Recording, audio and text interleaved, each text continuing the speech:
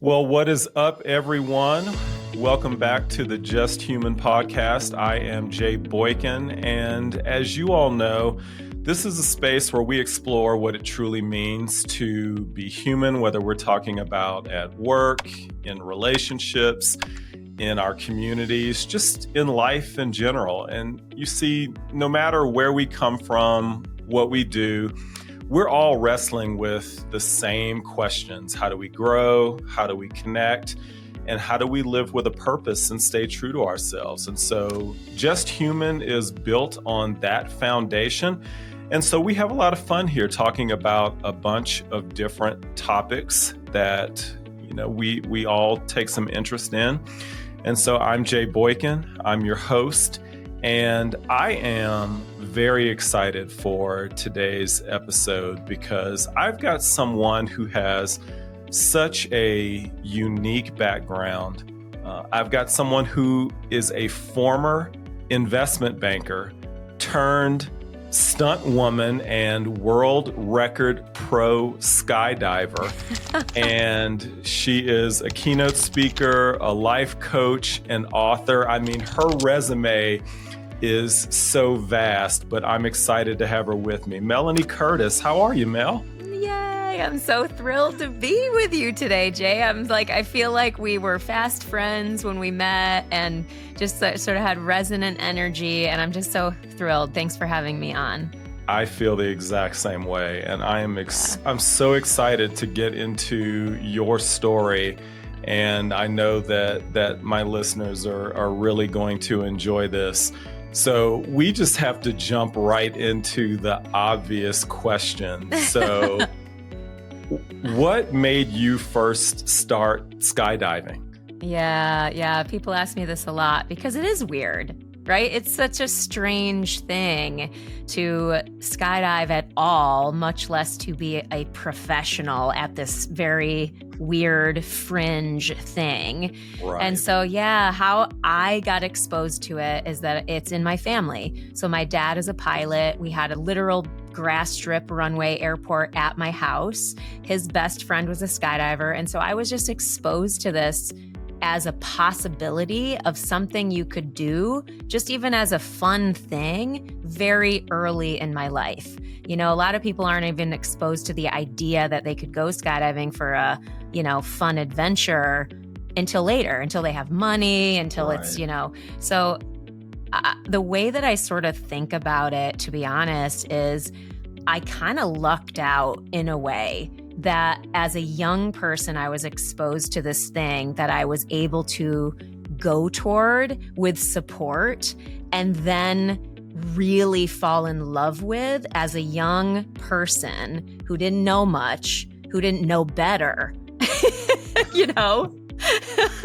And so I was able to, with real passion, go down a road that I honestly, who knows if I would have gone down had I, quote unquote, known better. And I think that's an interesting thread of the entrepreneurial conversation, and certainly being human and pushing our edges, talking about our potential. Like, there's lots that tries to stop us. So like, in reflecting about my young life, that's one thing I take away, is that I'm sort of grateful that I didn't know as much, because I don't know if I would have gone there. And there's so much I'm grateful for in my life now as a result of going in that direction.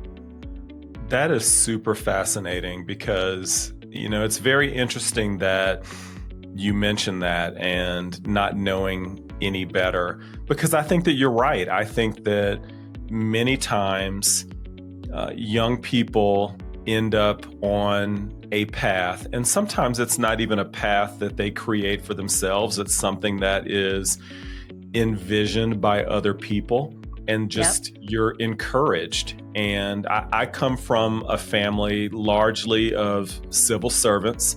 Mm-hmm. And even the college was something that it wasn't even a question that I was going to college. It was just going to be a question on what I was going to study.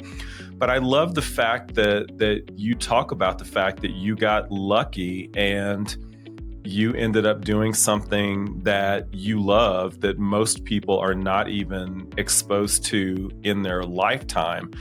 let alone at such a young age. It's an amazing story. Yeah, well, and I wanted to, the reason I say that and point to it, because I'm like you too, in that I have these interesting parallel lives in my own existence, in that I also very much was on the traditional path, very much conditioned, not even a question you're going to go to college. So even though I had this young sort of obsessive energy about skydiving, this passionate love that was sort of erupting in me for this thing that I didn't quite yet understand, but just was willing to keep trying to do and include in my life, I was also very much executing on the go to college, get good grades, get a job, make money. Where do I fit in the world? Like all those things were also happening. And I'm grateful for that too. And I don't mean to be like, oh, I'm so grateful. I'm so positive. Hashtag life coach. Like I'm really not, but I think that's an important piece, because one thing that people ask me a lot too is I'm a very positive person, but it's very true for me. Like it's a real part of myself. Like certainly there are days I'm depressed, afraid, freaking out, not my best self. Of course, duh, your podcast, just human. Like I'm a human. Everyone's a human. We have those days. But I do think, and when people ask me like, how are you so happy all the time? And the truth is I'm not happy all the time, but I do. And I have cultivated over time with intentionality the perspectives through which I see life. You know what I mean? So when I say I'm grateful for skydiving, I lucked out, I'm looking at that experience and going, I'm grateful for that. Like there are plenty of things that I quote unquote missed out on in life because I went the direction of this professional athlete, traveling a lot. Like there are plenty of opportunity costs to that too, but I tend to intentionally, with, real care, focus on the stuff that I've gotten from my experiences and how it's building to my highest good. So, food for thought. Again, I don't know. I love that. I love that attitude. And you really do have an infectious positive attitude. And I definitely appreciate the comments that you made at the beginning, that I do feel that we've become fast friends. And we're going to come back to some more of your perspective on life and how you transition these things into your coaching.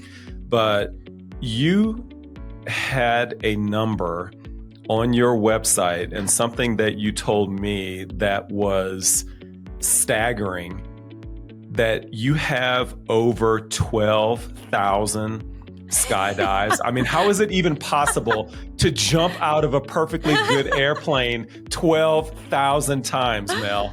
I know. I'm an edge pusher, Jay. No, it's a totally valid question. It's so funny when I am out meeting people or at a dinner party with my partner, or just out in the world, entrepreneurially connecting or whatever, and people learn that I'm a skydiver for the first time. It often comes up like, oh, how many jumps do you have? And I often make people guess, because the range of guesses can be really wide. Some people are like, I don't know, maybe 200, and that sounds like and feels like a lot to that person. And so when I say 12,000, it's exactly this question of like, how it challenges our perception of what's possible. The very pragmatic answer is that I was a competitor for a long time. So I went into the sport of skydiving very passionate, just like found every way I could possibly participate, spending all my money that I made at the investment bank, getting good, getting coaching, starting to compete as a beginner, all those things, making jumps just for fun.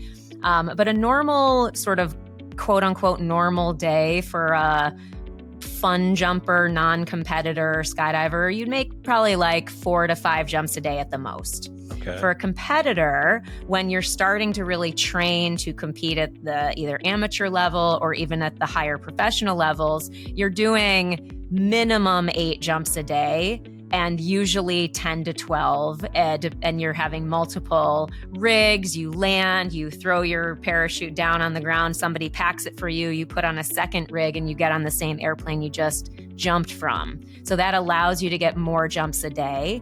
And that allows you to get a lot of training, because like we can train in wind tunnels for free fall formations, but for skydiving, there's no other way to do it. You have to exit the aircraft together as a team, and that's the only way you get those reps. So that's how those numbers really rack up. So Mel, tell me this. A lot of my audience, they're going to understand what it means to be a professional athlete based on some of the things that they see on television, whether it's football, basketball, hockey, baseball. A lot of great athletes, male and female athletes in sports that people recognize. When you're talking about being a professional skydiver, what exactly does that mean? What does a competition look like in your world? Yeah. When I say I'm a professional skydiver, what I mean, I think of it very simply in that I get paid money to do this thing. Okay. And so a professional can look lots of different ways, and that there are nuances in skydiving as well. So like you could be in an arena football league and get paid money, and that's your profession, professional football player. You can be in the NFL and be whatever, kicker, you get paid money, right? There's just lots of different ways you can engage in sport. So in skydiving, you can be like a tandem master, where you are the person that straps another person to you and you jump out and you help that person have their first skydiving experience. I don't have that rating. I've never wanted to strap people to me. It was always just too scary. I don't feel like I wanted to have to control a person. It just wasn't for me. Right? So my path for professional... You knew you were going to have somebody like me in your life that was going to be out of control. Yeah. I'm like, I don't want to have to do that. I even got my rating, as I grew in the sport, I did lots of different things. I got a rating where I can take people for their first jump and I'm as an instructor, which is different and distinct from being a coach that coaches experienced skydivers who already have their license. So I had that rating and I did that, but I found that as much as that was enjoyable and I liked helping people grow in the sport in that way, I didn't like, and I say it like this, I didn't like saving lives, which sounds kind of bad, but I liked working with the people who already knew how to save their own life. They were cleared, they had a license, and they were now, through that passion for skydiving, ready to get better, like ready to grow their skills. So as a competitor, I would get hired also to coach teams. So they would pay me to look at their videos, watch from the ground, and then I would also get paid to be in teams. So it would be a player coach. So they would be paying for me to be on their team as someone who's a pro inside with, say, 3 other people who were learning. That's an elevated educational growth experience. That always really excited me and really was my thing, because I love the long-term goal. I love seeing real progress over time. Like the benefits that we get from doing something hard and long is different than just having a one-off experience that gives us a new insight into life. That is so fascinating. You said something. You said that, you wanted to be around people that already knew how to save their own life. What do you mean by that? Meaning, if you don't have an A license in skydiving yet, you're not cleared to jump by yourself. Okay. Right? So you haven't proven to instructors that you haven't passed all the levels that tell us you can be stable in free fall, that tell us you can recover when you do get unstable, that you can be altitude aware, and you can deploy your parachute on time and in a stable fashion. So it's really a great thing. And honestly, if I had more time, if time and we didn't have to choose our life experience, I would still fully enjoy doing that. But when you have to select where you spend your time and energy and life force, there were plenty of places I could have done it in skydiving. I just opted to really focus on experienced skydivers who were new, right? Because in skydiving, you get 25 jumps, you get an A license, and suddenly you're experienced and you don't know anything. I'm sorry, I'm about to swear. Like, you don't know anything, right? You're very inexperienced still. And so those people were sort of cast into the void. And so it was more like, these people really need help. And I want to try and help them. And that's a large part of what my career has been built on. Yeah, well, that's a great segue. It's almost like you're hosting the show, because you are a keynote speaker and you are a coach. And so talk a little bit about your coaching business and how you translate your experiences as a professional skydiver to your coaching. Yeah, thank you. Yeah, God. The way that I approach coaching, and this is my primary work now in my life, is my keynote speaking and my coaching. So that's what I do for the vast majority of my income. You know what I mean? I'm a very entrepreneurial person. I'm doing lots of things. I have my own podcast. I do occasionally do skydiving jobs when they're unique and interesting, and usually now connected to some bigger purpose that matters to me. That's pretty much the only thing that will hire me, can get me to do a skydiving job now, because I just want to focus on other versions of impact. So, and that's me growing. That's me as a growth-minded person. You can see it so clearly in my entrepreneurial journey and expansion, and as a creative as well. So to answer your question, coaching, I approach it like we are a team for my clients' goals. So if they say they are afraid that they are not living up to their potential, if they have a very specific crisis situation like a divorce or just a really challenging co-founder, or it could be any number of things. But usually it's not that I'm a coach for any and all things. It's that I'm a coach for the person who resonates with my energy and the intensity with which I go at goals and the way that I approach life. So it's hard to kind of describe that, but if you listen to me on podcasts, if you hear me on a stage, if you watch any of my Instagram reels, you're going to get a sense for who I am. That person is not different, even though I'm posting more funny cat reels and dumb memes on Instagram. That's still how I show up as a coach for you. I'm not suddenly buttoned up wearing a suit and tie. You know what I'm saying? So anyway, I'm sort of riffing, but it's really about being a teammate. So I have one form that people fill out at the beginning. Otherwise, it's entirely custom based upon what the conversation and the relationship brings about for us. No, that is great. And I've listened to some of your clips of your speeches, and and you and I talk fairly regularly, and for my audience, and thank you however you are joining us. If you're watching on YouTube, so glad that you're here. Feel free to hit the subscribe button and leave some comments. If you're listening on your favorite podcast provider, thank you to you as well.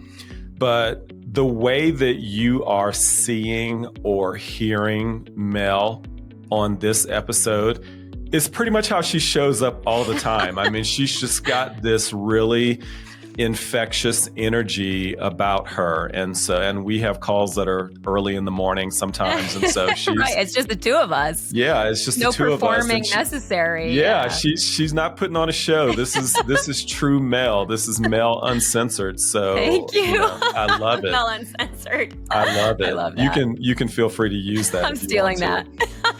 So tell me this, you talk about people facing their hard, and, do you think that everyone needs to find that spot where they need to jump metaphorically in order to grow? And what does that look like in everyday life for people? Yeah, it's a good question. We can't talk about doing more and being all inspirational without also talking about the genuine humanness of what holds us back. Like I talk about being a really anxious young girl and how I could have skydived when I was, 16, but I was just too scared. I was not ready. I really just was too nervous, but I also felt this sort of intuitive calling toward it also. And again, I didn't know this when I was 18 and doing my first jump. I only sort of reflected on that later and started to discern, that was fear, right? So I go for my first skydive. I'm certain I can't do this. I'm certain I'm going to die. I'm certain something terrible is going to happen. I land and I've done it. And I've done this thing that I was sure that I could not do.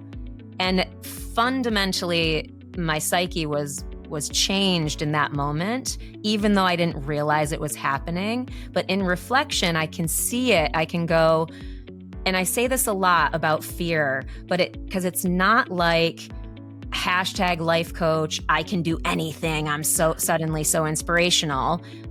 It's that I had to at least question what fear was telling me I couldn't do, because so often it's wrong. And so that frame alone is a huge reason why I do so many have done so many of the things I could do. Written a book, become an entrepreneur, get on stage and talk every time I do a keynote.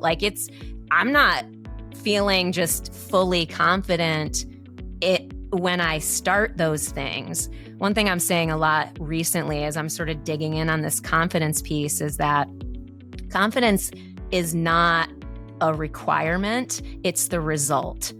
You know what I mean? Period.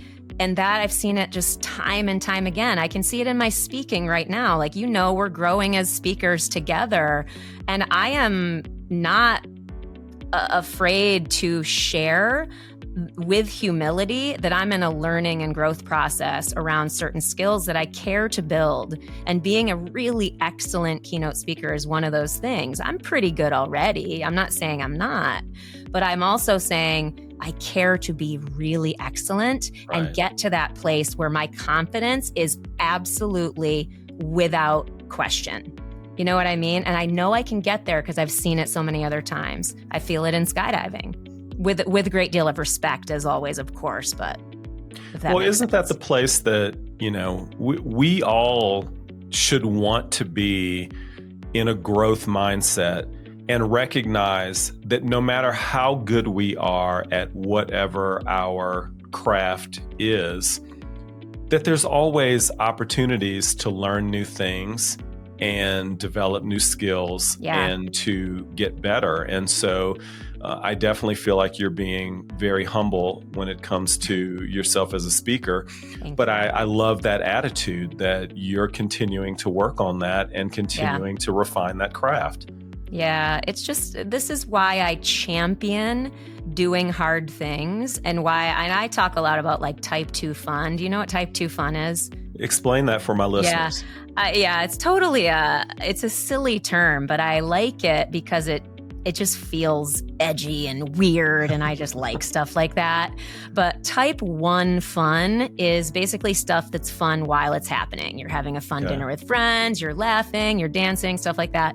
Type 2 fun is a term outdoor enthusiasts use a lot for really hard things like Spartan race. It's things that are only fun after they're over. So, you finish the marathon, you get back to the car after Kilimanjaro, and it doesn't always have to be an outdoor thing, like writing a book. I have a book and an Audible book.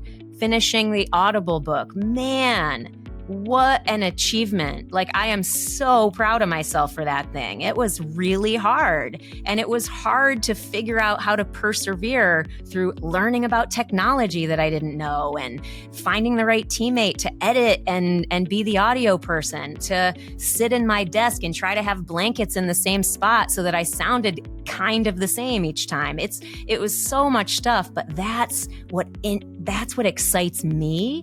And so that's what I champion in other people, is not necessarily the easy fix, but the like commitment to something harder that's going to deliver so much more. Oh, that's amazing. Mel, when did you transition from doing the investment banking into being an entrepreneur? Yeah, I was in investment banking for 5 years. So it was my job out of college. So I was on that traditional path. And so I went to Middlebury College. I graduated with honors, super overachieving young Melanie, crushing it at doing all the right things, And so I got this job. I worked for some great people. I made a lot of money. I spent it all getting good at skydiving. And I share this story occasionally about how I knew to leave. And I was becoming a person in the bank.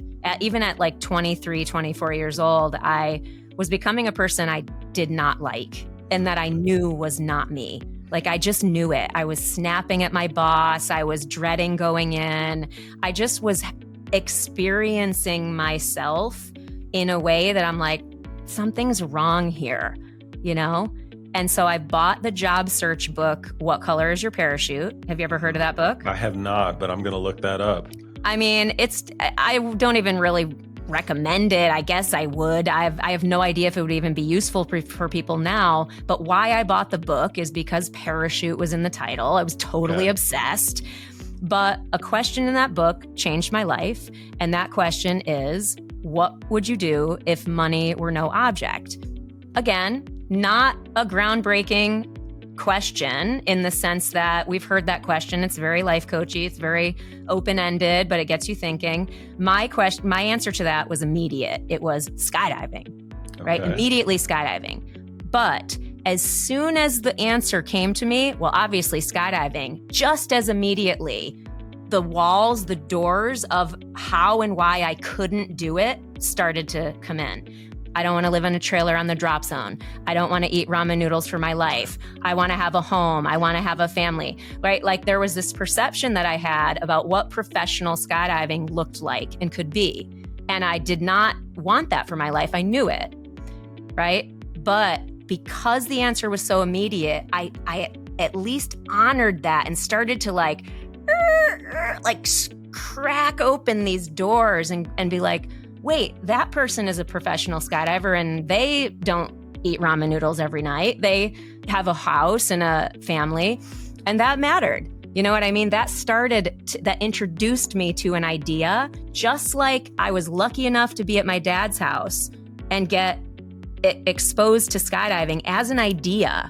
That's when that idea started to enter my world. And this is another thing that I talk about in my, speaking, is that thinking bigger is a skill, right? We don't want to just hope that new ideas come to us and open up our perception. We can also seek new ideas, learn, listen to Audible books, podcasts. We can have conversations with friends where we ask each other questions that might spark a new thought or a new idea. We can get coaching. Like, we can do lots of things to open ourselves up to potentially bringing in a new idea that changes our trajectory. And that we have to be committed to kind of doing that, right? Or we just have to wait and hope it happens for us, which is not what I would recommend.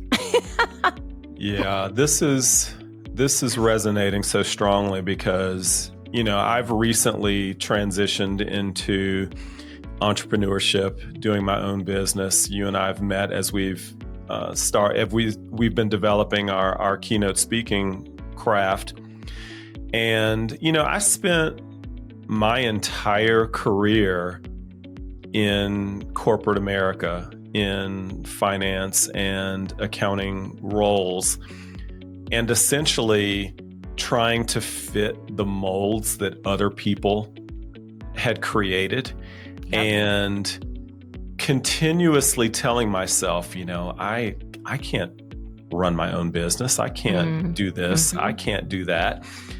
And now I can't even imagine going back. Yeah. I'm like Cortez. I've burned my boats. I'm not going back. I'm fully committed. And much like yourself in how you are helping people through your coaching, I'm loving the idea in my business of being able to help small business owners deal with some of the challenges that they deal with every day, but being able to use some of the things that I nerd out on, going through their finances and doing spreadsheets and analysis. That's my idea of fun. That's most other people's idea of hell, but that's my idea of fun. But I'm really, really appreciative of your message and just how well you articulate that in everything that you do. So I want to go into a couple of sort of fun questions for you, and then I'm going to come back to how this ties to your business and how other people can think about this. But what's the scariest jump that you've ever done? I know out of 12,000, it may not be hard to remember. That may be difficult to remember, but what's the scariest one you've ever had? Well, it's not that it's difficult to remember per se. It's that there are different categories of scary when it comes to skydiving. One of the things that I talk about a lot in my keynote speeches is I use the footage from the most recent world record that we did. So I talk basically in short for your audience, the world record that I'm talking about is I was basically a person on a bigger team made up of 100 women. We're jumping out of 5 different airplanes, flying in formation, and we're flying upside down head to earth, going 200 miles per hour each, and building a predetermined formation. And if any one grip is off, it's not a record. So it's like this really amazing example of teamwork, but also of fear, because I'll tell you super straight, I am basically fully retired from doing world records. And I was retired from doing world records until this one came about. The reason is that world records are really, why I'm saying this relative to scary, is that you go up to 20,000 feet so that you have more free fall time to build these larger formations. You go above where humans have enough oxygen, so you need to breathe supplemental oxygen in the airplane, saturating your blood with oxygen so that when the door opens and it's time to exit, you put the oxygen tube down and you have enough oxygen in your system to get you through the free fall portion of the skydive that gets you back to where there's enough oxygen to breathe normally. And so that is no joke, on top of all the other environmental elements of doing a world record. In 2013, one skydive that I was on, I was breathing the supplemental oxygen, but for whatever reason, I wasn't getting enough. And I don't know if you know the term hypoxia, but yes. I got hypoxic.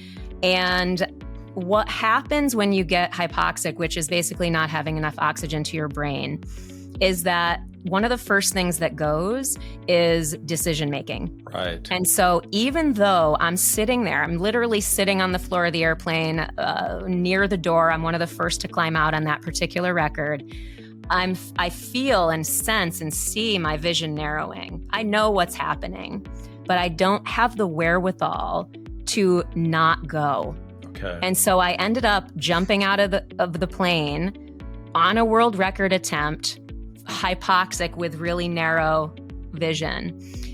Miraculously, I made it through that skydive. I performed flawlessly on that skydive, weirdly enough. But I woke up basically already gripped in the formation. I remember this skydive, like I can see it in my mind's eye because it's a very serious situation. So I have my grips, I'm in the formation, holding on, doing just fine. At about, I don't know, probably 8,000 feet, I sort of come to and sort of realize what just happened. I finished the rest of the skydive, but that was a reason where I'm like, I don't really think I want to do this anymore. And I really, because I was burning out a little bit on skydiving at that point anyway. And so I know that's a very serious story, but I learned a lot from that. I can go on and on about it, but the question I'm sure people are wondering is, well, what the heck made you go again? What made you show up in 2022 and actually do another world record? And the short answer to that is that we had this incredible, wonderful opportunity where we were backed by philanthropy in a very strong, powerful way to use skydiving as a vehicle for social justice, where we were using it as a vehicle to champion women and girls to be bold and brave, to talk about marginalized groups. And we had a full PR team. Like, it was something that I was like, the opportunity embedded in this is so great. I could sense, I even knew about my speaking career, Jay. I'm going to have just so much opportunity because of this. So can I mindfully, thoughtfully move through my fear step by step in this world record experience? You know what I mean? For the sake of that bigger purpose that I really believed in. And the answer, of course, is yes, but that's a much longer story. No, that's a very powerful story, Mel. I'm curious. I feel like we could go on for an hour and a half. I know. Because I know you're so busy. But no, it's all good. So for me, and I'll be very candid with you, I don't even like to fly, let alone jumping out of a perfectly good airplane. I fly because it's convenient and it's just easier than driving everywhere. But I'm just one of those people that has to focus on something else during the flight because I just don't enjoy it. But, you talked about the fact that it's not that you don't have any fears. You have just worked through this way of overcoming it so that you can do these things that are challenging for most people and maybe even still challenging for yourself, but it's not that you are completely fearless. Correct. And so what's your message to those individuals out there that may be facing something that they're afraid of right now? It could be a job change, some big life change, something going on in their life where they are trying to make that decision to jump. What's your message to them? Yeah. Again, there's just so much here. I could say a million different things. One thing that I say a lot is that, what I feel like we need, in just real quick bullets, we need skills, we need systems, and we need support. Meaning, fear is, as we've said plenty of times, universally human. If you're feeling it, you're not failing. You know what I mean? Like, it's normal. It's normal. Like, I don't feel bad about feeling afraid. Like I was just saying about my speaking, like, I still have a lot of anxiety around, certain new content that I put up and stuff like that. I'm not afraid of that. I'm not ashamed of that. I'm not afraid of feeling the fear. I don't like it. It's not fun. It's uncomfortable, but I have skills and I have a belief around what discomfort delivers me. And I sort of I believe it is the door to these breakthroughs. So building skills around fear, whether it's breathing deeply and understanding your parasympathetic nervous system and how to interrupt that fight or flight response. So that there's simple skills, mindset skills, like I just mentioned. What do you believe relative to the situation that you're doing? Skills of reflection. And I mentioned having systems, right? So the world record, for example, I'm not joking. I would be walking down the freaking sidewalk and it was months before the world record, but because I was committed to doing it, my fear would come up. It would start to cycle. All these fear thoughts would start to roll through my head. What are you doing? What do you think you're doing? You don't have to do this. What if you die? What if you look like an idiot? What if you ruin it for everyone? Just ridiculous, right? But not totally normal. And so me working my skills to coach myself back. So that's one thing. Systems is more around setting up, how do you have support and how do you have, because basically when we're doing something really hard, when our fear is elevated, we need to take everything that we can off of our cognitive load, right? I can't be spending energy worrying about my lunch on the world record. I need to just know what I'm eating. You know what I mean? I just got to bring the same thing every day. Okay. Right? I got to put my jumpsuit on in the same way. I got to sit in the airplane the same way. I got to put my seatbelt on in the same way. Muscle memory that takes the cognitive load off. So again, much more expanded here. And this is the most important one, most important, even though they're all important, is that we have to have support. Like we can't, and we're not meant to do this life alone, like just period, like the highest achievers. Like I can eat, this is myself to a nutshell, but like, man, there's so many of us that when we're conditioned for high achieving and we kind of pathologically go through life thinking that's going to keep us safe from rejection or failure or any number of things, right? That once we learn that we can be safely held for failing, for screwing up, for being imperfect, for anything, right? Then we are so much more able to employ courage because we know that if we do fail or screw up, that we're going to still be loved. We're going to still be held. And that is the most important thing for me, feeling like I can go out into the world, is that, yeah, I love myself and I have a support system around me of others that love me too. So beautiful, Mel. You are amazing. I'm going to throw a question at you that you aren't expecting. But you've mentioned it a couple times. You've talked about that support system. And I'm definitely a big believer in, that we are the average of those people that we surround ourselves with. And Jim Rohn, right? Yeah, I love Jim Rohn. And so, what's your message there? Because, sometimes it can sound really bad that, sometimes you just gotta, you gotta choose wisely who you are allowing to speak into your life and who are those individuals that are drawing energy from you. Yeah, 100%. Yeah, this is, there's so many, you know me, I could just go on and on, but like,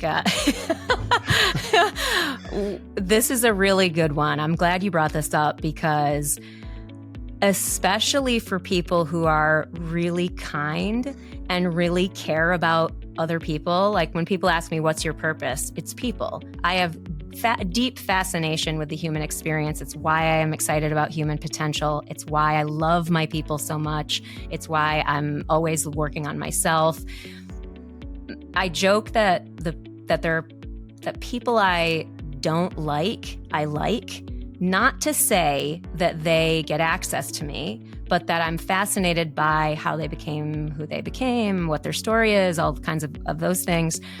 But why I bring up kind people and people who are committed to service is that usually there is a thread under there of like sort of fear of abandonment, fear of rejection. Again, I'm speaking all this from my own experience, take it or leave it, where I had to really learn how to have boundaries and learn what and where should people have, to what levels should people have access to me. Entrepreneurially, as a coach, for example, it's a great microcosm of that. Friendships obviously are a microcosm of that. Two-way street, give and get. Is it one-sided, right? Usually we don't reflect on these things because there's often a belief of like, well, I don't want to hurt their feelings, or I don't want to, and I'm not saying go around hurt people's feelings, but I am saying it's okay to reflect on who you choose to have near you. And it is okay to make choices that old you made, that new you knows is no longer a fit for you. That goes for relationships, and that is really hard. The last thing I'll say is that how I frame this is, because I work with a lot of high performers, intense types like myself, is that is an elevated skill set. Meaning, old you made choices that got you into situations you're in today. If you're growth-minded, you're growing, you're learning, you're understanding what boundaries mean, you're understanding about Jim Rohn, the 5 people closest to you make up your mindsets and how you energetically show up, it matters. You have to figure out how to make changes to your relationships and to those boundaries that you set for yourself. I'm so glad that I threw that in there because I knew that your insights on that were going to be really good. You got time for another deep question? Yeah, totally. So, you mentioned high performers and you work with high performers. And sometimes you hear that very often, almost like a buzzword. Yeah. I'm curious, how do you define a high performer to that individual that is listening in my audience today, that may be questioning, I think I'm a high performer. Am I a high performer? What does that look like to you, Mel? Yeah. The other way that I think about it, it's multifaceted, but again, this is all from my experience. Usually you end up working with people who used to be you. So I say this with a lot of compassion and love for myself and my own journey as a human being. But it can start as that pathological overachieving, right? And where we exhaust ourselves deeply. One of the early things that I got when I first went to therapy, I was and I'm a huge mental health advocate, super proponent of deeper healing, all those things. I could do a whole episode on that. But one of the first things, like really insights that I got from an early therapist that I had who was amazing, was I got this understanding of how deeply exhausted I was and how that connected to this overachieving, this relentless overachieving. Now, stay with me. That is a part of me. That Mel, I love her. She is dope. She is awesome, right? But now that I know her, I know what she would do to be sort of pathologically doing it to avoid her feelings, to avoid a difficult conversation, to whatever, to avoid softness of any kind, femininity, right? So there's lots of ways that if a high performer or overachiever is listening, they can sense by what is their pain point? Are you deeply exhausted, but you feel like you kind of just have to keep going, right? Do you really kind of get off on doing big things, right? There's nothing wrong with that, right? I still do that, right? The reason I point to this part of me being a really awesome person is that now I can deploy her, right? I can choose into that. And you're seeing that with me in speaking. Yes. I am so clear. And it took me multiple years to be not in high resistance to really giving myself fully to my speaking career. So that's a whole nother freaking diatribe, but I'll skip it for today. But my point is that I can deploy that high achieving self now. I have a really amazing skill set in terms of how I approach goals, how I have grit.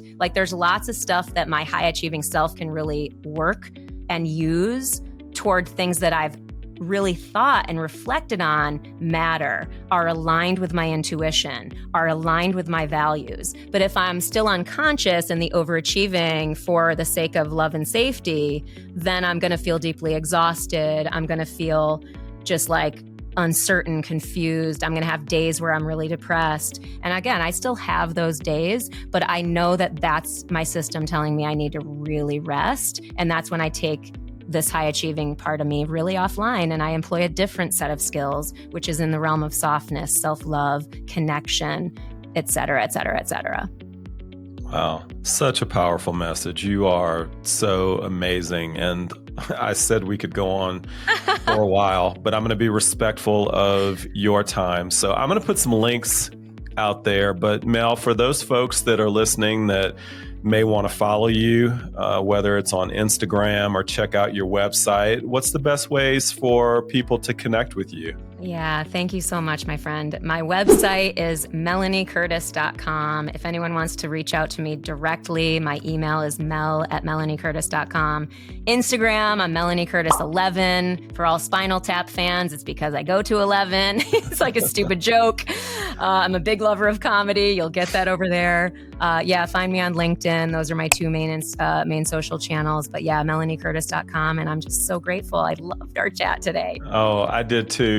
hey, on the way out on this, I said I was not going to give you any more questions, but I have to. I love it. So, when you see other athletes and they're getting ready for their big game and they've got either their buds on or their big headphones on and they're listening to whatever. So for Mel, what's in your playlist of choice? What are you listening to really get you pumped up? I have a series of songs, but the world record song, which and sound is proven to like help you connect to flow state, whole nother conversation as well. But Whatever It Takes by Imagine Dragons. Legends, like this is how legends are made. Like I really get pumped up on that song as well. But there's other songs that like also soften me and bring me back to that. Like, so it's not just hype up songs. It's also like healing is not my purpose, right? So it's like also just like letting myself live, right? Why do all the healing if I'm not going to enjoy my life, have fun, be in relationships? So it's a kind of a collection of 5 or 6 songs that support me in all the things I care about. I love it. I love it. Well, Melanie, it was so great to have you on. And for my listeners here on Just Human, I hope that you enjoyed this episode. If this resonated with you, please share it with someone in your circle, because I know that there are people out there that would love to hear this story about Melanie and to hear her message and to feel her energy. I hope that you all can feel it coming through your earbuds the way that I hear it every time I have the opportunity to talk to her. So definitely feel free to share. And Mel, thank you so much for joining us. And I will talk to you here very soon. But for my Just Human audience, go out there, stay curious, keep exploring, and we'll see you on the next episode of Just Human. Thank you so much, everyone.